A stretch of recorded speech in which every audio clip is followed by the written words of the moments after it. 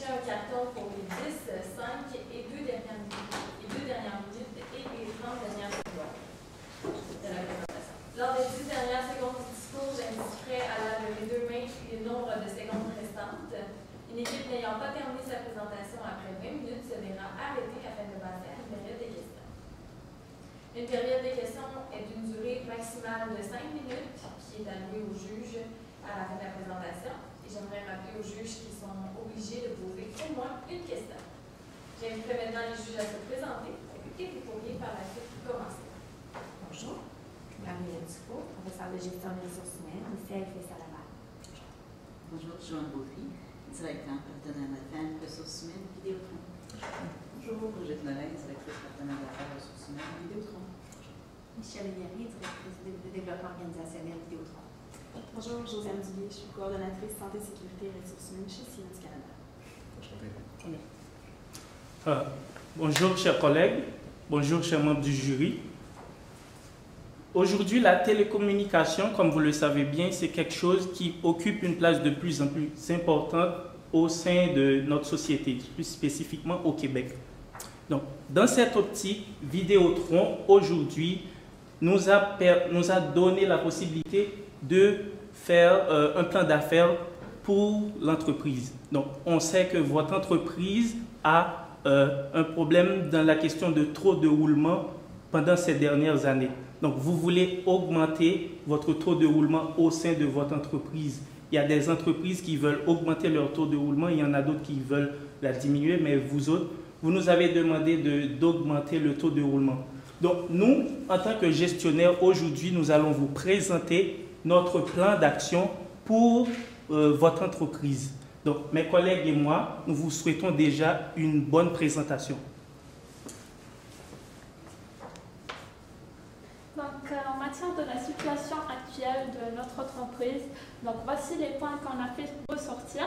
Donc, en matière de force, l'entreprise possède des secteurs d'activité innovateurs diversifiés. Donc, elle possède des secteurs d'activité dans différents domaines, les secteurs de consommateurs, le secteur d'affaires, les services à la clientèle.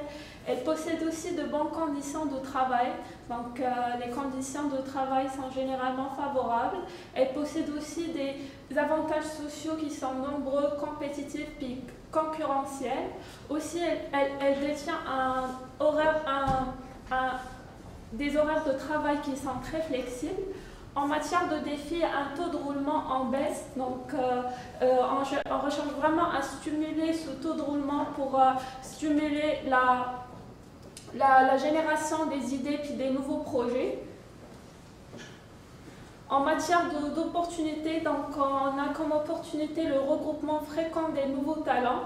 Puis finalement, on menace, donc on a un manque de compétitivité des employés. Donc ce manque de compétitivité, une très grande stabilité de main-d'œuvre risque justement d'entraîner une certaine mobilisme dans l'entreprise, ce qui n'est pas positif pour cette dernière. Donc aujourd'hui, ce que vous nous avez demandé en gros, c'est comment est-ce que nous, en tant que gestionnaires, nous allons relancer votre question de taux de roulement. Donc, à travers les recettes que nous allons vous proposer, donc, vous aurez certainement votre augmentation du taux de roulement. Donc, on va premièrement vous proposer 3 choses. Premièrement, c'est en ce qui a trait au programme de formation relève que l'on va mettre sur place. Ensuite, on va faire une centralisation parce que ça disait que vous avez comme beaucoup de VP. Donc, on va les centraliser un peu. Et notre dernière petite recette, c'est sur le plan du recrutement. Parfait. Donc, ça, c'était un petit peu la solution qu'on va essayer de trouver pour augmenter votre taux de roulement. Donc, à savoir, on a divisé ça en plusieurs étapes, notamment comme 2 étapes. Tout d'abord, la centralisation de vos VP, donc vice-présidents. Puis ensuite, deuxième étape qui vont travailler ensemble, donc création d'un programme de formation relève qu'on va vous expliquer tantôt, et des recrutements scolaires. Donc, plus en détail avec cette première étape qui est en fait la centralisation de vos VP. Donc, d'après ce que vous nous avez expliqué, vos taux de roulement ont baissé quand vous avez commencé à prendre des décisions au niveau de créer l'emploi du vice-président. au sein de l'entreprise. Puis nous avons observé l'organigramme, puis regardé un petit peu comment ça se passait au niveau des vice-présidents, ainsi de suite. Puis on s'est rendu compte qu'il y en avait énormément, qu'il y avait beaucoup de vice-présidents au sein de notre entreprise, alors qu'ils effectuaient pour la plupart des tâches plus ou moins proches. Donc, ce que nous nous avons proposé ici, ce serait d'abord de faire une évaluation des postes. Donc, d'abord une évaluation des postes, donc voir quel type de, indépendamment des VP, quel rôle ils ont à jouer dans votre entreprise, puis voir s'il y a des rôles qui sont plus ou moins proches, pour savoir si on peut en fait les jumeler. Donc, on arrive ensuite au regroupement, donc regroupement des tâches connexes de vos vice-présidents. Donc, c'est donc une fusion des domaines. Si vous avez en marketing, par exemple, s'ils avaient des tâches communes, on les mettra ensemble. En faisant ce petit mix, en fait, on arrive de 15 VP, on arrive comme en 10 et 11 VP. Ce n'est pas une très grande diminution du nombre de VP au sein de notre entreprise, mais on pense que ça pourrait quand même avoir un rôle important au niveau des décisions qui sont jouées. Donc, en plus de ça, puisqu'on jumelle des vice-présidents, on se dit qu'au lieu, sachant que vos vice-présidents sont très compétents, on ne veut pas, en fait, la solution ne serait pas de les licencier. Donc, toujours les garder au sein de l'entreprise. Donc, on a opté pour la création d'un poste qui serait en fait un poste d'adjoint. En gros, ça serait comme, on aurait le vice-président et son vice-président adjoint, avec qui il aurait été jumelé. L'objectif, ce serait en fait de travailler ensemble, toujours comme si, c'est surtout pour en fait réduire la tâche, parce que si on jumelle, si on mélange des activités, ça fait plus de choses à faire. Donc avec un adjoint, ça réduirait les tâches à suivre. Donc allègement des tâches du vice-président. Donc l'optique en fait en gros de cette solution, c'est vraiment la centralisation. Donc centralisation des décisions, parce que avec plusieurs VP, les décisions sont décentralisées, probablement elles ne suivent pas probablement le même cheminement. Donc avec une meilleure centralisation, on pourra avoir un meilleur contrôle. Ensuite, étape 2, création du programme formation en relève. Donc c'est un programme en fait qu'on vous propose parce que vous avez fait savoir que la formation est quand même importante au sein de votre entreprise. Puis étant donné que vous êtes dans une optique de recrutement futur, on pense qu'on pourrait jumeler en fait le recrutement puis la formation. Alors, j'explique un peu plus. Le programme formation en relève, ça sera en fait une sorte de jumelage entre les anciens, futurs licenciés en fait de l'entreprise, donc les personnes qui devraient quitter l'entreprise selon vos plans, puis les nouveaux. Donc, dans le fond, ces personnes qui devraient quitter l'entreprise auraient un rôle de formateur. Donc, ça serait comme une période de sursis qu'on leur donnerait. On a dit par exemple 6 semaines, donc ça serait comme 6 semaines de formation pour les nouveaux employés. Parce que on sait que vos employés ont de très bonnes capacités, puis ce serait mieux qu'ils puissent former les nouveaux plutôt qu'on les licencie à ce niveau-là. Puis on pense augmenter aussi leur salaire juste pour cette durée de 6 semaines. Ça serait environ de 1 ou 2 dollars. Comme condition en fait pour être éligible à ce programme-là, ce serait vraiment être, évidemment, futur licencié. C'est pas très beau de le dire, mais c'est un petit peu ça l'idée. Puis avoir au minimum 1 an d'expérience dans l'entreprise. Pourquoi? Parce que vous êtes une très grande entreprise, puis les valeurs du travail en équipe et toute cette culture-là, c'est vraiment important de l'avoir. Donc on pense que, en gros, 1 an d'expérience dans votre entreprise, ça serait important et surtout à transférer au nouveau. Et bien sûr, avoir des antécédents positifs, parce que ce n'est pas n'importe quel employé de votre entreprise qu'on voudrait privilégier avec ce programme-là. Donc, ce serait vraiment vos meilleurs employés, ou peut-être les employés qui ont eu vraiment des notes positives, ou qui pourraient être vraiment faciliter l'apprentissage et la formation des nouveaux. Recrutement scolaire, on appelle ça Jeunesse Vidéotron Get Connected. Pourquoi? Parce que on sait que de nos jours, il y a beaucoup de jeunes qui veulent rentrer dans certaines entreprises, puis Vidéotron, c'est comme une entreprise, vraiment au niveau des systèmes d'information, et les jeunes aiment beaucoup ça. Donc on vous conseille vraiment de cibler la jeunesse à travers les universités ou alors les écoles, comme les cégeps par exemple. Puis ce serait ça. Donc l'idée, c'est vraiment de créer un partenariat avec ces écoles ou alors ces universités. Ça pourrait être avec la participation à des événements. Vous savez, il y a les salons en carrière, ou alors d'autres événements où les entreprises, par exemple, viennent pour faire du recrutement, ou alors surtout pour se faire connaître. Ça pourrait vraiment être très important pour notre entreprise pour qu'elle se fasse plus connaître, déjà connue, mais vraiment pour avoir davantage de recrutement et des jeunes vraiment compétents. Et surtout dans votre campagne, c'est vraiment faire l'emphase sur la carrière et le leadership, parce que c'est très important.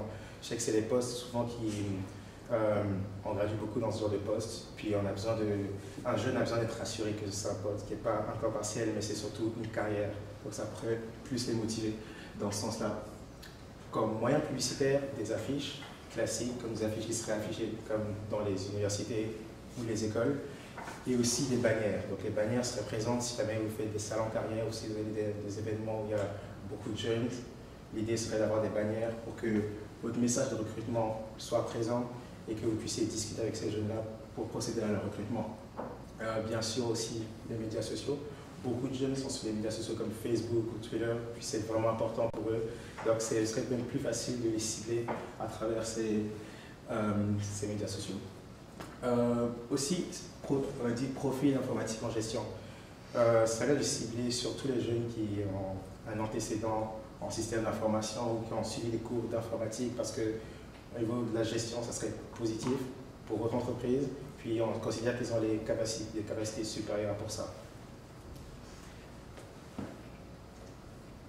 Là, on vous présente juste un petit logiciel qu'on peut vous conseiller pour améliorer en fait les recrutements, dans le sens où on suppose que vous allez faire du recrutement de masse.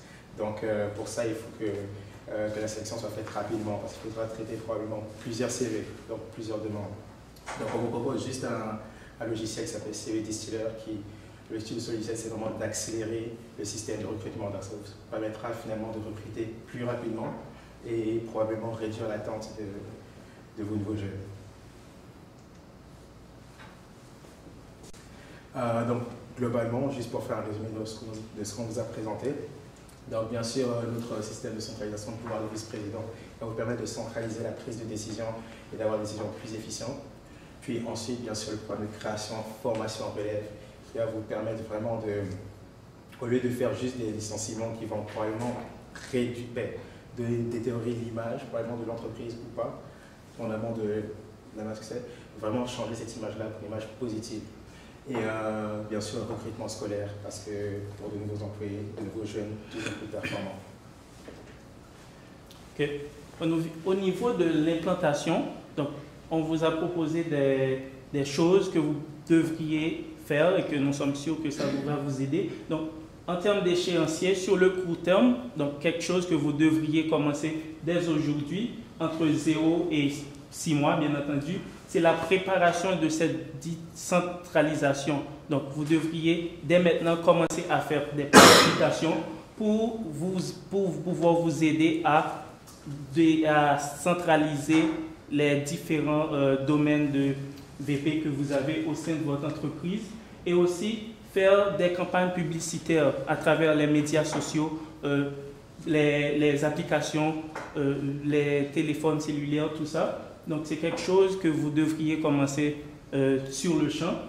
Donc, en termes de moyen terme, donc, entre 6 et 12 mois, donc, vous pouvez commencer avec la centralisation des postes de vice-président et ensuite l'application du programme de formation relève. Donc, le programme de formation relève, comme mon collègue vient de le dire, c'est un programme qui va vous permettre de jumeler en quelque sorte les anciens et les futurs qui veulent entrer dans votre entreprise. Parce que c'est une entreprise qui veut l'innovation de façon constante.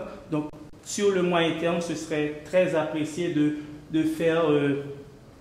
penser pour ce programme de formation relève. Et ensuite, commencer avec votre recrutement qui se fait avec notre logiciel.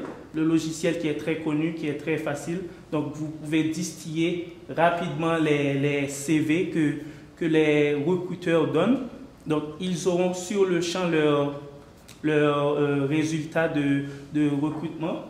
Ils vont savoir s'ils ont été sélectionnés ou pas. Donc, sur le long terme, 1 an et plus, donc l'évaluation du taux de roulement, comme c'est l'objectif que vous voulez pour l'entreprise. Donc, c'est quelque chose que vous allez continuer et ensuite faire le recrutement de façon continue selon les demandes qui vous a été demandées pour des postes bien spécifiques au sein de l'entreprise.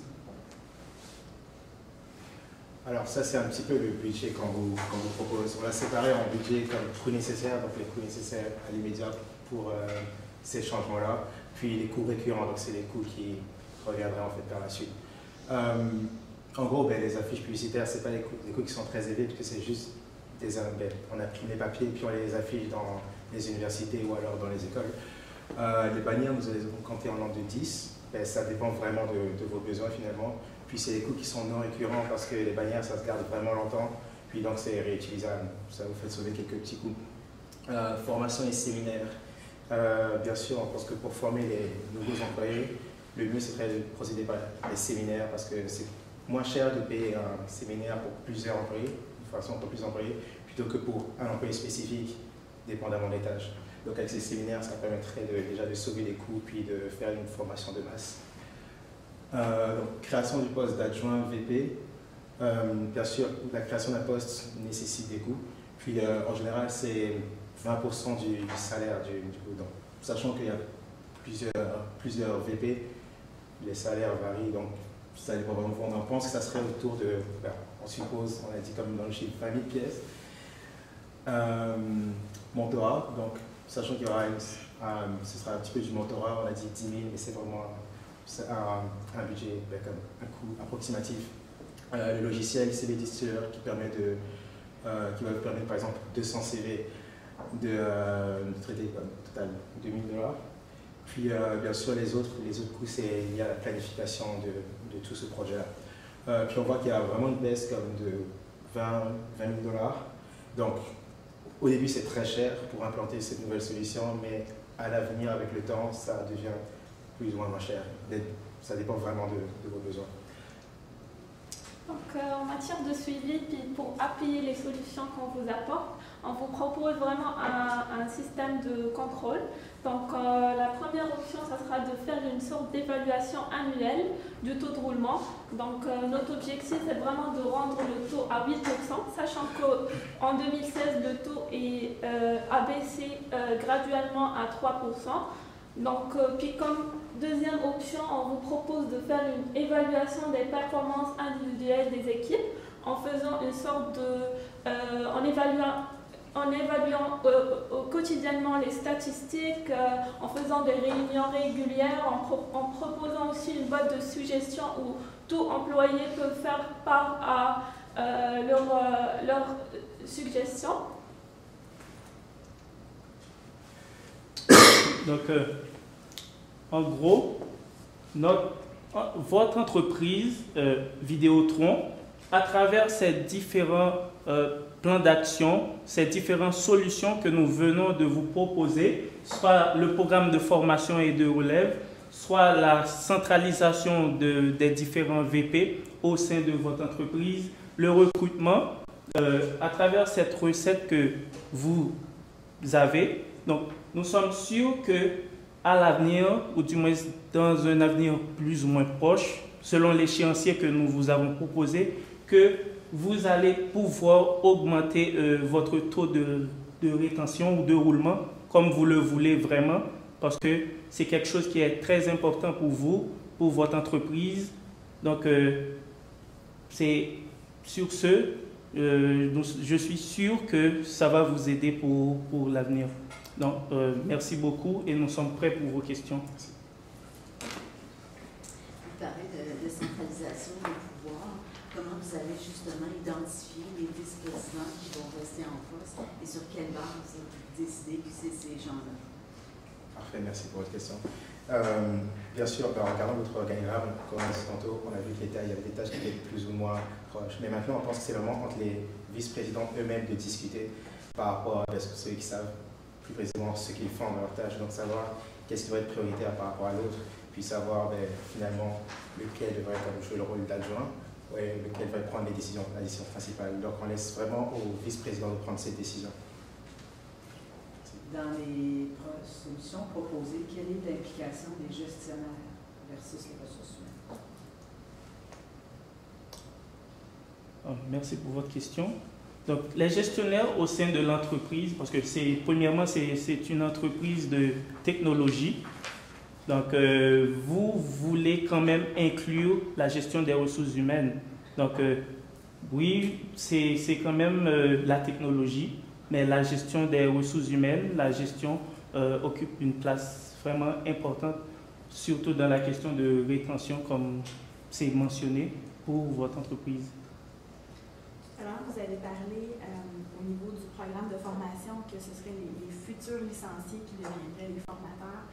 Comment est-ce que vous vous assurez que ce qui va être donné comme matière, en fait, ce qui va être enseigné aux plus jeunes va correspondre à ce que vous voulez, parce que ces personnes en bout de ligne, vous les licenciez. Donc, comment vous vous assurez de la qualité de la formation qui va être donnée? Merci pour la question. Cette formation ne va pas se donner comme ça. Donc, on va essayer de sélectionner des gens dans l'entreprise, ceux qui se sont démarqués. Par exemple, s'il y a quelqu'un qui a comme 1 an dans l'entreprise, puis on a vu qu'elle a évolué dans l'entreprise, qu'elle comprend vraiment comment fonctionne le système de l'entreprise, les différentes choses. Donc, on peut sélectionner cette personne. Donc, je crois aussi que le système de concours que l'on va mettre sur place aussi va aider à... Ça peut être aussi un concours entre les employés de l'entreprise pour pouvoir les sélectionner pour les futurs employés de l'entreprise. Merci. Merci. Merci beaucoup. Okay.